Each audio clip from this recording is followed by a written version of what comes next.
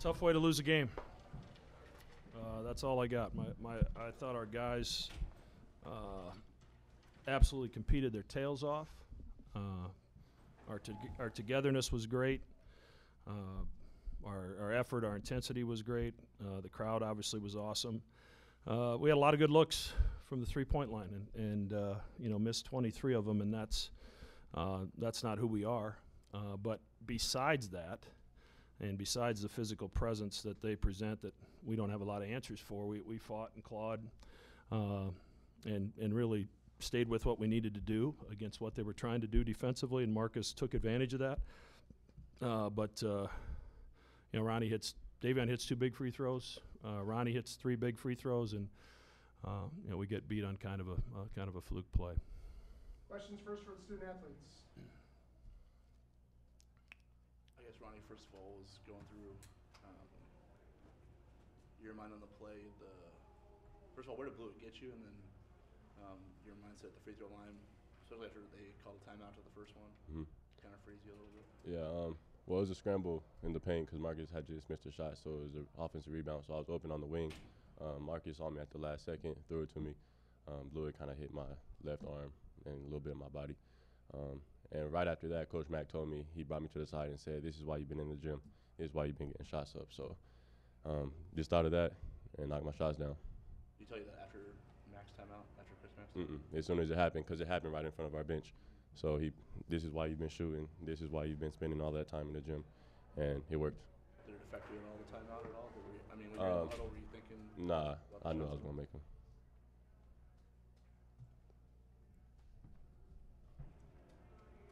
For both of you guys, I guess just what did you see on that last defensive play? Did you see Toby go off vertical, and what did you guys see on that play?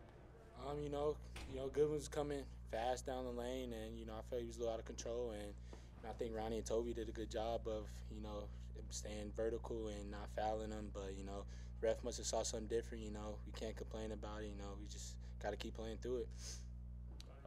Pretty much the same as Marcus. We can't dwell on that call. There's a lot of calls that went back and forth. Obviously, that was one of the bigger ones.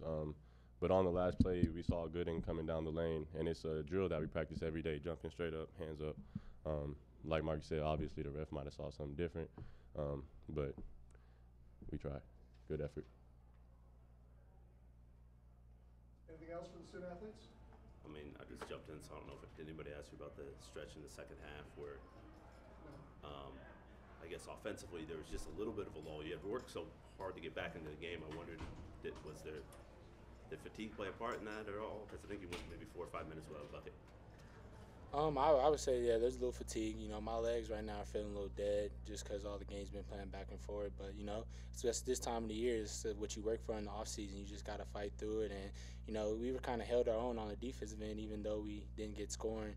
But, I'm just proud how we just kept battling back and finally got it clicking offensively and, brought it to a close game.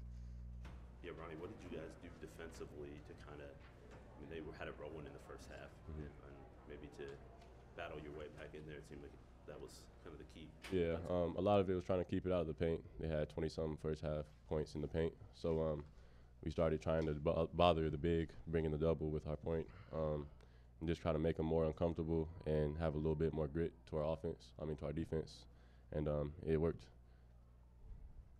For both Marcus and Ronnie, I guess this frustration could be an easy way to react. Tough loss against the top team. How do you guys stay with it and kind of bounce back from this moving forward? I say just do the same thing we've been doing all season. We take one game at a time. We don't look ahead. We don't look in the past, and we just keep moving forward. We got Benji State coming up Tuesday, and we're just gonna treat it like any other game and get out there and play, and then keep moving forward. That's all we can do.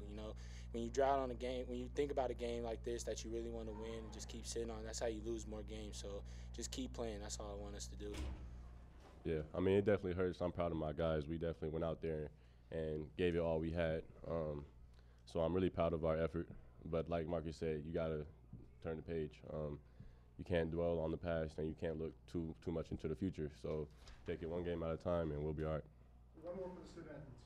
Did anybody ask you about your free throws late? Yeah. You don't have to comment on it. All right.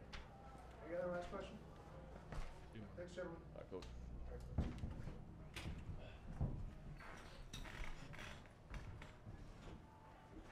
Questions for Coach McDermott? I know you're about 50 feet away from the play, but what did you see on the last drive?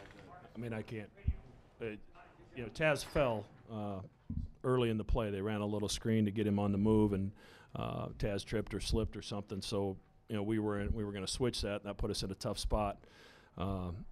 Marcus did a good job trying to cut him off, and then, you know, Ronnie and Toby did what they're supposed to do. They walled up, you know, and I didn't have a good enough look at it. Obviously, it's a tough way to win a game, unless it's really obvious, and I haven't watched the film enough yet to know whether it was really obvious. Marcus and Ronnie, I mean, they said the right things, but how much does it sting for a team to lose in that fashion? You know, not it's Stings a lot. Stings a lot. And I mean, can you say, what do you say to them to try to get them? In this game, you can control what you can control. We can't control that. We can't control. You know, we can't control whether some of their tough shots go in. We can't control if some of our open three-point shots don't go in. You can't control the referee's whistle. You can't control the weather. You know, we made some mistakes along the way that could have been a difference in the game, and those are the things we have to concentrate on and focus on. We can't concentrate on something that's beyond our control. Coach, over the course of the game, you mentioned some of the other things that you could have controlled. How difficult was it to control what Xavier was doing with their bigs in the painted areas? Yeah, I mean, it's hard. You know, we're really inexperienced on the bench there. And, you know, Toby got that second foul late in the first half, and that run at the end of the first half was really critical to the game. But, you know, we came with the double teams a little bit more the second half. I thought it got them out of the rhythm. We forced them into a few turnovers. You know, the reality of it is with 0.3 seconds left in the second half, they'd scored 27 points in the second half. So I think our defense did what it needed to do. Kyrie did an unbelievable job on Blewett. And, you know, Makira got loose for a few. And you know, Gooden really got him started early. I thought he played really well and knocked down a couple big threes. So, you know, we played good enough to win. We just came up a little short. That moment when Ronnie got hit right by the bench, you know, some coaches handle it differently, kind of stay away. That was a good opportunity for you to you know, give him some words of advice there. What was that moment like? Well, Ronnie spent a lot of time in the game. You know, he stays after every practice. He's shooting jump shots. He's shooting free throws. You know, he was in this situation against Xavier last year, if you recall, and missed the front of a one-on-one in a one-point game. So, you know, he put the time in to put himself in that situation and be successful.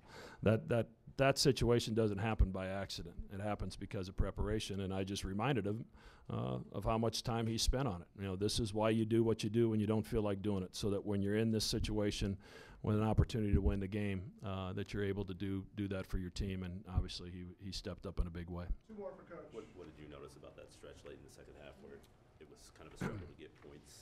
I mean, they had a stretch where they couldn't score. You know, they were stuck on 54 for 8 or 9 possessions, and then they come out of the timeout 61-58. They changed their ball screen defense on Marcus a little. He makes a great read to Toby in front of our bench. He's got a wide open one and misses it.